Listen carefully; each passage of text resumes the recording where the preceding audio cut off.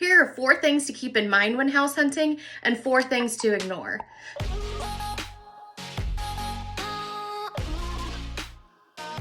The first thing to keep in mind is the location. Is it the location that you want? Because you can't just pick up a house and move it. I know they used to do that back in the day. I don't think they really do that much anymore. Anyway, is it within the school district you're wanting to be in? Is it within, a reasonable amount of commute time to work or school or wherever you're wanting to be? So make sure the location is something that you like. Second thing to look for is the budget, the cost of improvements. Is it within your budget? Is it a house payment that you can make comfortably? If you're needing to do a lot of repairs and everything, do you have the money set aside for those? That's another thing you can't ignore.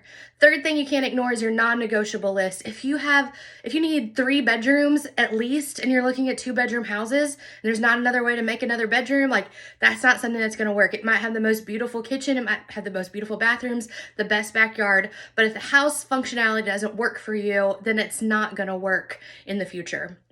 The last thing to not ignore is the systems. Is the HVAC in working system? Is a working order?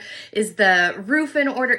Are those things are important. The electrical, those kinds of systems. So we've got the 4 things to look for. Now the 4 things to ignore. The first one is the seller's style. You can change style. Paint goes a long way. The second one is clutter or messiness. You can clean. That's not something to take into consideration within reason. The third one is poor landscaping. You can clean it up. My first house, the bushes were not trimmed back and they were all the way up past the gutters and everything. We ripped it all out, put new landscaping in, took a little bit of elbow grease and whatnot, but we did it in a weekend and it made a big difference. And then the last one is rooms that are used for different purposes.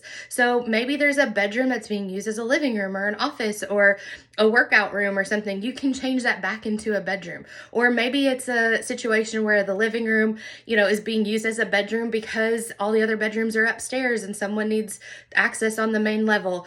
Don't let that deter you from, the house just because the bedrooms are being used in an odd way. Anyway, so there's 4 things to keep in mind, 4 things to ignore when house hunting, and let's get started.